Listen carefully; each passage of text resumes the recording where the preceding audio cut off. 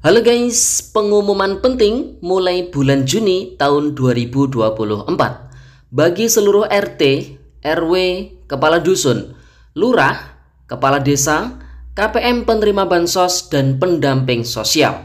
Nah, kira-kira pengumuman pentingnya seperti apa? Ini kata Bu Risma, Kementerian Sosial Republik Indonesia. Assalamualaikum warahmatullahi wabarakatuh. Selamat pagi dan salam sejahtera bagi kita semua. Shalom, Om Swastiastu, Namo Buddhaya, salam kebajikan.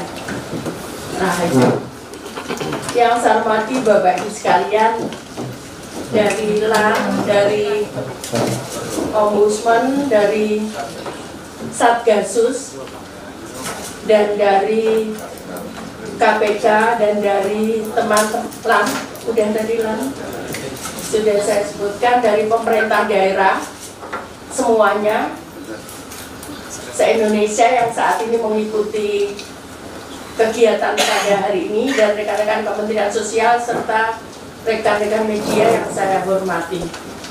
Jadi sesuai yang diamanatkan di dalam Undang-Undang Nomor 13 Tahun 2011 tentang fakir miskin, diamanatkan bahwa usulan penerima bantuan sosial itu diusulkan,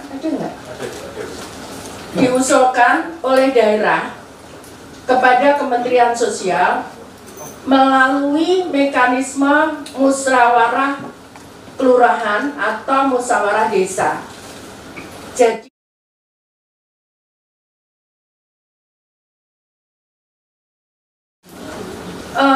untuk proses musyawarah desa dan musyawarah kelurahan itu bisa dicantumkan, karena mohon maaf Bapak Ibu sekalian, para kepala dinas sosial dan daerah yang saat ini mendengar, kenapa saya harus menyampaikan ini, karena kadang usulannya, mohon maaf, ada laporan ke kami bahwa itu yang diusulkan orang-orang terdekatnya si A. Kemudian bahkan ada yang dia pejabat, dia bertanggung jawab terhadap ini, dia mengusulkan dirinya sendiri. Nah, itu boleh.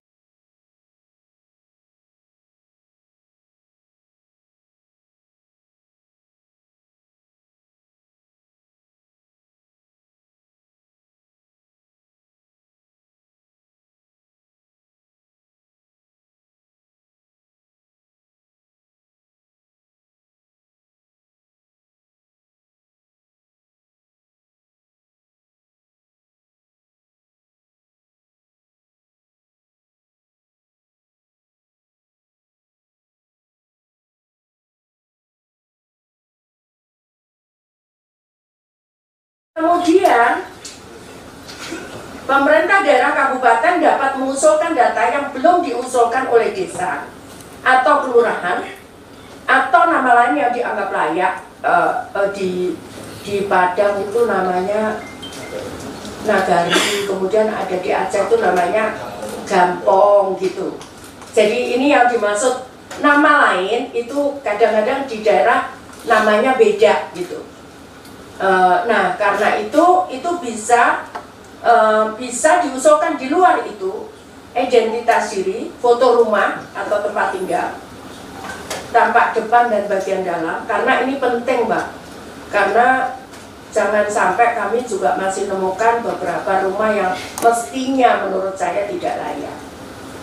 Kalau misalnya ada dispute, ya rumahnya bagus tapi dia miskin, maka harus ada verifikasi lain yang harus Bapak Ibu yakinkan bahwa mereka miskin. Tapi kalau nggak ada, kami tetap menilai. Contohnya misalkan, saat itu kami pernah dikomplain, ini orang ini kaya, tapi kita lihat tuh rumahnya jelek. Ternyata setelah kita cek ke lapangan bersama-sama, ternyata dia memang punya sapi 9. Dia ngakui bahwa dia nggak suka, nggak mau memperbaiki rumah, tapi dia memang punya sapi 9. Tapi akhirnya dia yang bersangkutan mengundurkan diri. Nah, kemudian titik koordinat rumah ini menjadi penting karena kami punya alat untuk bagaimana kami bisa mendeteksi berapa luasan rumah itu kalau titik koordinatnya lengkap. Jadi kami biasanya mencari itu, kalau tadi koordinat, ini rumahnya gede ternyata. Mungkin dari foto nggak nampak, tapi dari lokasi titik koordinat itu kami bisa tahu bahwa seberapa luas rumah itu dan posisinya di mana kami tahu. Seperti itu. Yang selanjutnya dilakukan pengesahan bupati, wali kota atau wakil bupati atau wakil kota atau sekda atas nama bupati, kemudian dikirim kepada kami. Kemudian Bapak Ibu sekalian juga, jadi aplikasi ini bisa di-download lewat Play Store. Nanti mungkin Pak Kepala Pusdatin bisa menjelaskan dengan aplikasi namanya Cek Bansos. Jadi Bapak Ibu sekalian, nanti akan kita Senin itu akan kita training untuk daerah, sosialisasikan dan kita training untuk daerah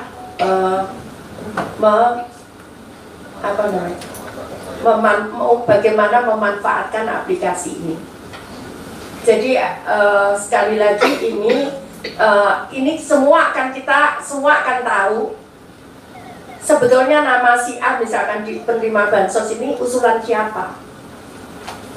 Kalau Bapak Ibu sekalian tidak ingin misalkan, oh ya Risma ini sudah nggak layak, maka Bapak Ibu sekalian juga bisa mengusulkan itu menjadi tidak layak. Tapi kalau misalkan mau ini layak gitu, Bapak Ibu juga bisa mengusulkan itu layak untuk menerima itu. Seperti itu.